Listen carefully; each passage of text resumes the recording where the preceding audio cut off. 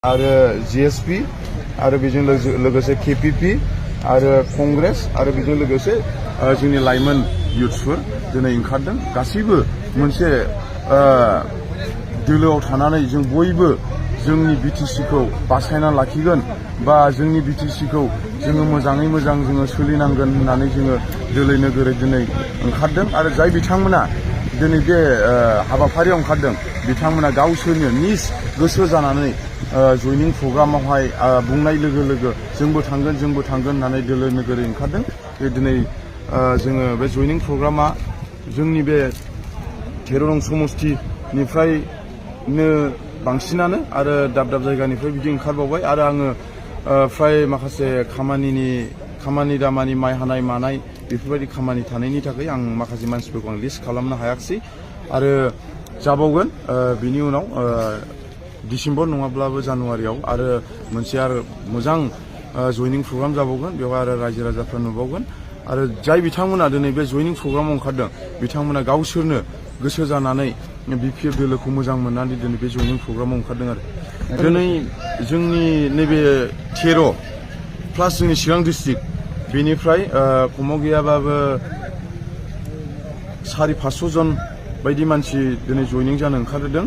आरो बेजों लोगोसे बाक्सा डिस्ट्रिक्ट, उदालगुरि डिस्ट्रिक्ट, अल बिटिसि, अल बिटिआर बेवहाय जोङो मोनसे रिलि स्टाइलै खालामनानै जोङो बेवहाय जयनिं खालामहैगोन बिथांमोनखौ लांनानै। आरो बिथांमोना गावसोरनो गोसो जानानै ओंखारदों।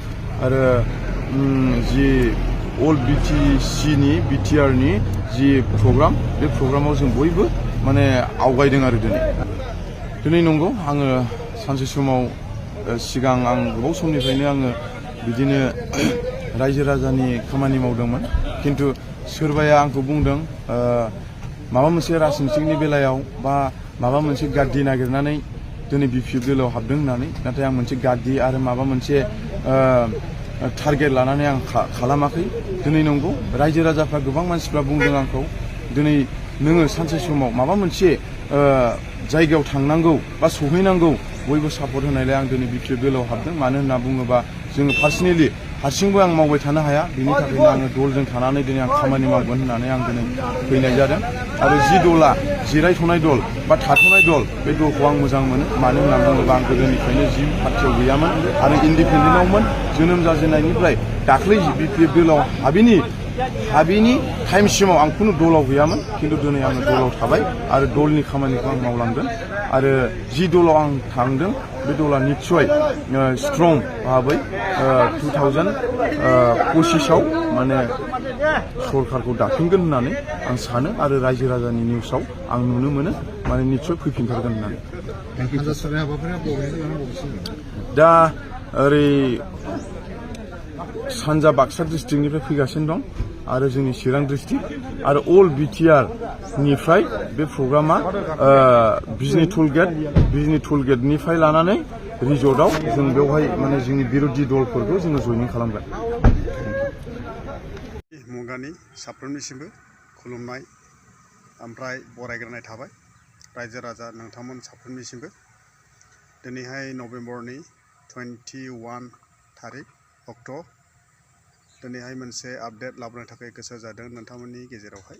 नोंथांमोना भिडिअखौ जोबजासे नायलांदो। ओमफ्राय प्रेमजित नार्जारि ब्लग चेनेलखौ दासिमबो माने साबस्क्राइब खालामाखैब्ला अन्नानैहाय साबस्क्राइब खालामनानै होदो। जाहाथे माने गोदान भिडिअफोर लाबोनो हायो नोंथांमोननि गेजेरावहाय।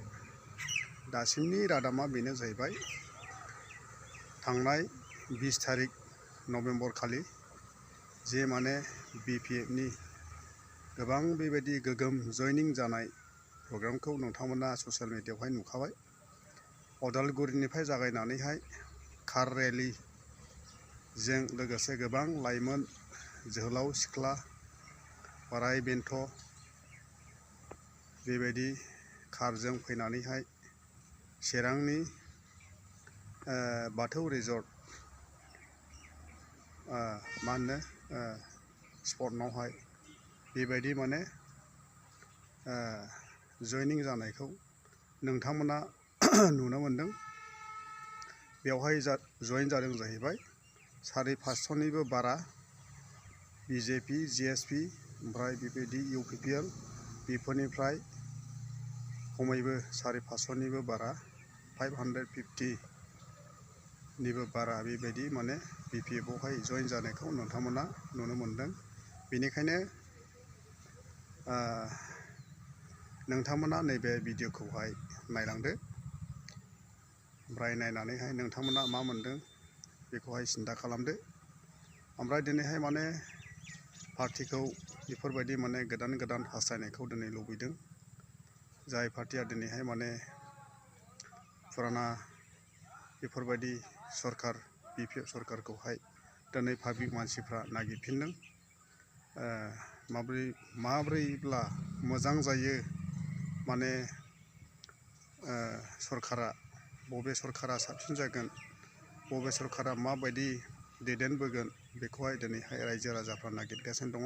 बेनिखायनो नैबे भिडिअखौ नोंथांमोना नायलांदो जइनिं जानायखौहाय। हामबायसै बिदिब्ला थेंकिउसै।